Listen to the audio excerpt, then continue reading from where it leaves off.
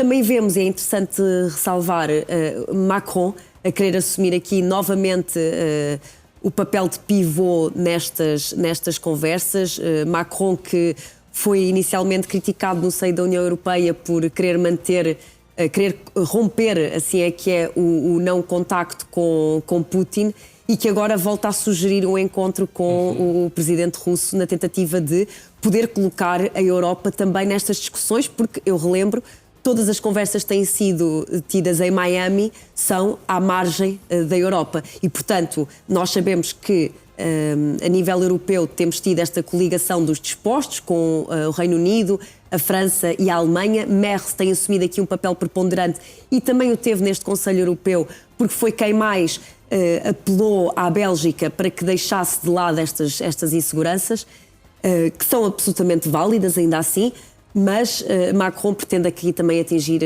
um maior destaque a nível de política externa com esta iniciativa. Essa entrada de Macron, neste caso da França, pode ser também a reentrada da União Europeia neste processo negocial, em que a Europa, e quando digo Europa, a União Europeia e o Reino Unido têm sido postos um bocadinho à margem? Sim, este dia, o 18 de dezembro, a última quinta-feira, era particularmente importante para a Europa, porque era, digamos, era uma cimeira que mostrava que a Europa tem de facto poder para mobilizar em favor da Ucrânia. Como não conseguimos, de facto, mobilizar os ativos russos em prol da defesa ucraniana, a Europa fica uma vez mais sem grande margem de manobra e sem grande margem de negociação a par dos Estados Unidos. E, portanto, é também por isso que as críticas de Donald Trump nas semanas que antecederam este Conselho tornam a posição da Europa cada vez mais débil. Ainda assim, de ressalvar, a diplomacia europeia, o fincapé europeu, tem sido fundamental para que a Ucrânia não capitule perante aquilo que são os desideratos russos e, naturalmente, também a posição norte-americana cada vez mais próxima do Kremlin. E, portanto, sim, sem dúvida que um possível encontro entre Macron e, portanto, um líder europeu, um pesado europeu, e Putin teria um enorme peso, um enorme impacto, sem dúvida alguma, até porque nós sabemos que Macron é muito próximo de Zelensky, tem sido fundamental em providenciar Zelensky com armamento capaz de defender a Ucrânia a longo prazo e, portanto, estamos a falar aqui de uma aliança que é particularmente significante para a Ucrânia. Voltando aqui a este pacote de sanções que Zelensky está a pedir até ao final deste ano, portanto, faltam 2 semanas, menos do que isso, seria o 20º pacote de sanções da União Europeia à Rússia. De que forma é que ele realmente pode atingir aqui a economia russa de forma profunda? Porque assistimos a 19 pacotes que vão tendo algum impacto, mas não um impacto muito estrutural na economia da Rússia. A economia da Rússia, neste momento, está feita para ser uma economia de guerra. Aliás, não é de agora, tem-se vindo a preparar ao longo das últimas décadas, mas hoje em dia a economia russa só tem alguma força porque, de facto, é uma economia que está preparada para este contexto bélico.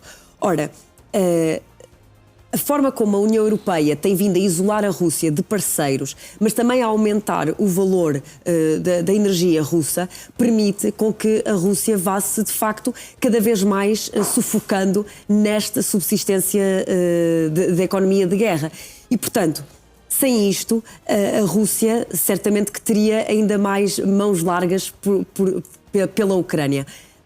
Ainda assim, de dizer, apesar de tudo, a Europa continua a consumir energia russa. É muito inferior àquela que é consumida pelos outros parceiros, nomeadamente a China, que obviamente não tem sanções aplicadas à Rússia, mas continua a consumir e a comprar. Há uma enorme dependência ainda assim. Mas sem dúvida que estes pacotes têm sido fundamentais para pelo menos encostar a Rússia e, no fundo, colocar a Europa, ainda assim, no centro destas conversas. E não há risco também de pôr a nu uma certa fadiga europeia? Já estamos a caminhar para os 4 anos da guerra. Nestas negociações para um eventual 20º pacote? Eu creio que a fadiga europeia que nós temos neste momento demonstrou-se mais na fraca solidariedade que tivemos agora no Conselho Europeu. Mas por causa da questão dos ativos russos? Da questão dos ativos russos, de algumas discordâncias que vamos tendo e que vão começando a minar também este processo. E, sobretudo, porque a Europa não tem ainda assim, apesar de reconhecer a necessidade, não tem ainda assim conseguido aumentar o seu ritmo de autonomia estratégica face aos Estados Unidos. E, portanto, com Washington, com o Conselho de Estratégia Nacional de Segurança cada vez mais distante de Bruxelas, a Europa ainda não tem ainda assim capacidade de dizer, bom, nós conseguimos fazer isto sem os Estados Unidos. E, portanto, eu acho que a fadiga europeia vai nascendo disso, dessa ainda dependência norte-americana e do reconhecimento de que, sem ser através do sistema financeiro, sem ser através das sanções financeiras, a Europa só resta na diplomacia. Quando a União Europeia diz que quer pressionar a Rússia para a trazer à mesa, fale como? Portanto, que instrumentos reais é que tem à sua disposição para pressionar a Rússia a negociar diretamente com a Ucrânia e com a União Europeia? Através disto precisamente que eu te dizia, mas também da possibilidade de termos garantias de segurança semelhantes ao artigo 5º da NATO, ou seja, garantir que num cessar-fogo, num eventual cessar-fogo que, de acordo com aquilo que é pretendido pela União Europeia, deverá ser um cessar-fogo que não cruza as linhas vermelhas ucranianas, portanto, a nível de soberania, a nível de segurança, a nível cultural, a nível de territórios, de cedência de territórios. É esperar então que depois também as tropas europeias possam permanecer em território ucraniano.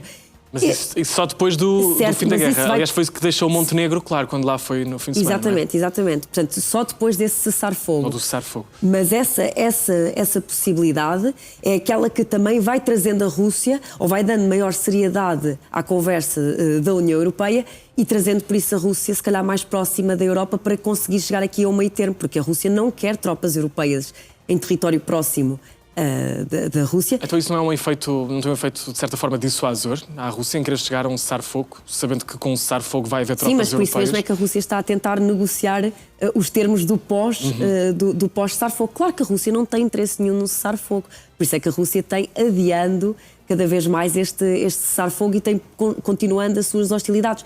E de todas as vezes que nós tivemos tentativas de cessar-fogo, esse cessar-fogo foi rompido pela Rússia e, portanto, obviamente não é do interesse, até pelo aquilo que eu te dizia há pouco, Rodrigo, há uma economia de guerra que precisa da guerra para continuar a ter força. E, portanto, a Rússia não vê qualquer benefício em terminar neste momento as hostilidades com a Ucrânia, porque isso significaria que poderia perder ainda território que pretende conquistar e, como não consegue obrigar a Ucrânia a ceder território que ainda não foi conquistado, tende a fatigar cada vez mais a Ucrânia desta forma.